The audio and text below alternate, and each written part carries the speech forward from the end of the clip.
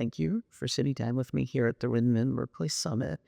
What I want to talk about is Chicago and the workforce that is here and what you're doing to help lift it up and have people find quality jobs.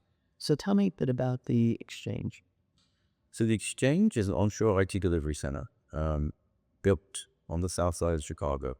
It's part of a three-way partnership between P33, the Coma Science Education Foundation, which is the nonprofit that is a community anchoring grant crossing that's been working in grant crossing for the last 30 years. It is built by a high school and a middle school, an old elementary school, and a youth center.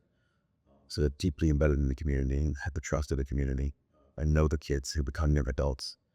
And SDI Presence, which is about approximately $100 million revenue IT managed service provider that delivers IT infrastructure, IT management projects to clients in Chicago and around the country. And between the three of us, we had this kind of theory of change that there is $16.5 billion of IT spend that is outsourced to third parties. And much of that goes overseas. And that's great for India and the Philippines and Costa Rica. It's taken a lot of people and lifts them up into the middle class. And we thought, imagine if we did the same thing for the south side of Chicago. Like, what could the south side of Chicago look like? What buildings and skyscrapers could be there, but what economic prosperity could we drive? And so the model is essentially think of a company that's going to buy IT services. They buy them from SDI Presence, or they buy them from another vendor, but typically SDI Presence is involved in that transaction. And when they are delivering those projects to clients, SDI Presence is bringing apprentices from Xchange who are trained at Xchange onto their projects as full-time employees. And so the dollars that are being spent by companies are directly creating opportunities for more apprentices to come onto these projects and get experience and build their careers. And so there's a building on the south side of Chicago in the Grand Crossing. It's called the Exchange. SDI Presence had 28,000 square feet of that building to deliver IT services. United Way and their 211 call center is the other tenants in that building too. But that's Exchange in a nutshell, is how do you tap into IT spend, the billions of dollars of IT spend, and how do you use that IT spend to keep jobs in America and launch careers in technology, the folks who typically don't have that opportunity. One of the goals, mission, is to lift people up, if people who don't have that opportunity. Tell me a bit about the Grand Crossing neighborhood. Yeah. The Grand Crossing neighborhood is on the south side of Chicago. It has a high unemployment rate. It has a high poverty rate, but it has very strong community roots, and it has a lot of people who care deeply about that community. I think folks in Grand Crossing probably have been the longest commute to downtown Chicago in terms of the transportation infrastructure. So there are a lot of obstacles to participating in the economy, both socioeconomic, right? So everything from health to financial to crime to transportation, like those obstacles all kind of coalesce in the really Grand Crossing neighborhood.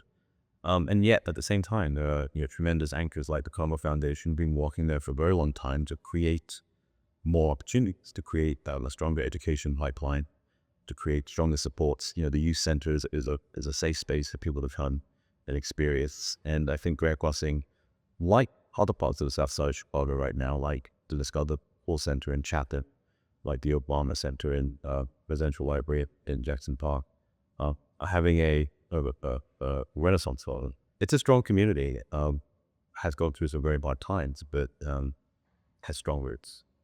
And the people who are coming in to get this training and then be outsourced, is it mostly young people, or is there, because poverty goes across all demographics, all age groups.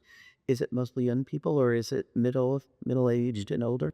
Average age of Exchange and Presence is about 31 years old. And that's the average. And so there are folks who are in their 40s who are in the program.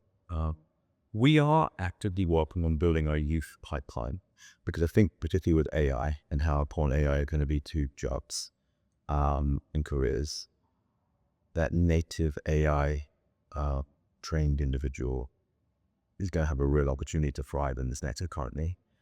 And at the same time, what we've found is the folks that we have in the apprenticeship program just have tremendous life experience. They've had many jobs. They have a level of emotional maturity that perhaps a 19 or 20-year-old might not. And so we like focusing on population now. I think we also want to focus on the youth piece too, because I think we want folks to get into those opportunities earlier and not have to wait until they're 31 or 40 to be able to find this opportunity. But right now, the average age is 31, and typically those folks, most do not have a degree, but some do have a degree. Some have an associate's degree, some have a 4-year, some have some college, but didn't finish. But in all cases, I think they're tragically underemployed. What is it? Their skills, the experience. The goal is for Xchange to be that opportunity that gets them back in the top. They maybe were on and were unable to continue on. But we found a highly resilient and mature population who have often surprised their employers by just how innovative and creative and resilient they are. Yeah, what we found is by working with those companies closely, we're learning from there how their business evolve, and we're learning which roles are coming and which roles go. And that allows us to be pretty adaptable to switching our trainings, in the direction of the trainings to target different job families or career paths. Because I think the risk is you get stuck quickly, and the world is changing in 3 months. So we have to stay with it. So the key way is by consistently bringing more and more employers down to Xchange, working with them, doing a little pilot with them, you can start to hear from them how the business is changing, how they need to change it, because this isn't an apprenticeship program. We don't brand it that way. We don't. So this is delivering high-quality IT services to meet your service levels. And in the process, you're able to spend your existing money a little bit differently to create opportunities for people who live and work in your hometown to participate in the economy that we care about. And that's really the frame for Xchange. And how many people have you served so far, and what is your goal? I'm sure you want to scale up. Yeah, so we're approaching 2 years since the first training cohort began their 4-month training. And so, yeah, 24 months. So 20 months of really since the first cohort came out of their training. We have trained nearly 100, just under 100 people, of which I want to say 93 or 4 are still in the program, either finishing their training right now or they're in full-time employment. So I think there's a really good odds. I think that 6 people have not made it through. That's a pretty good record. That's a good record, right? If you think about standard internship program or first-year hires of a company, to have 100 people, nearly 2 years later, you're batting the 94. Yeah, that's a good. Each of those people, on the day one that they are converted to a full-time SDR, after trying to build an SDI Presence, they make $51,000 plus tax.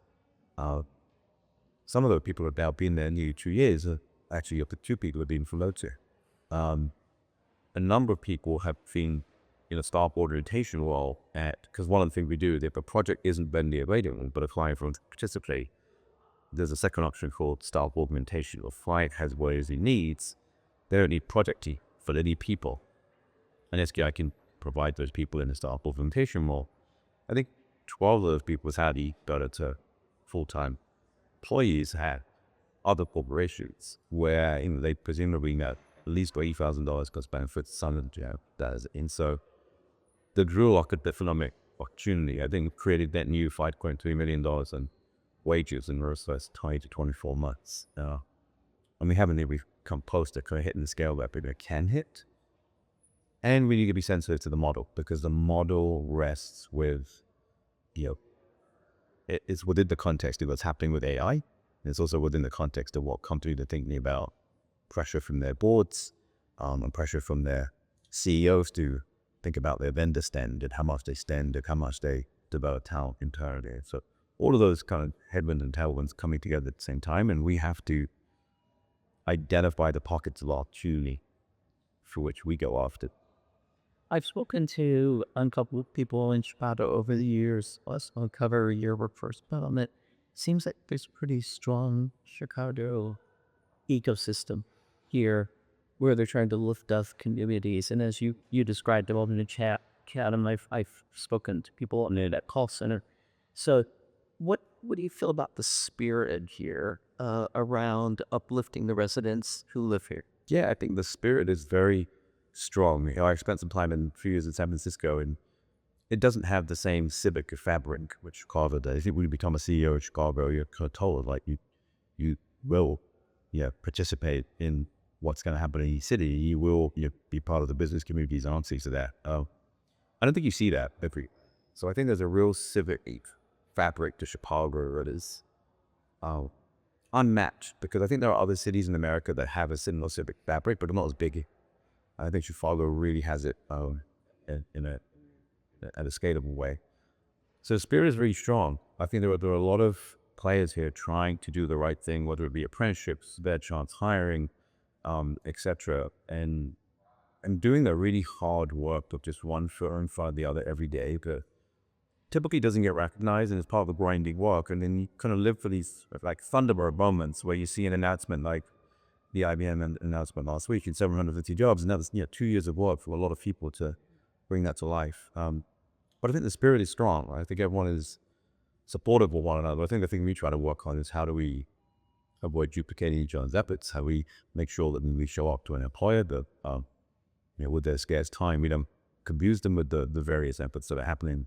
But again, people are very open to kind of walking through that and talking through what makes the most sense for our employers to be able to do more by us on the supply side, reducing friction. As someone who claims Chicago as a hometown, I'm glad to see this. So thank you very much for your work. Thank you. Appreciate it. Thanks for having me. Thanks.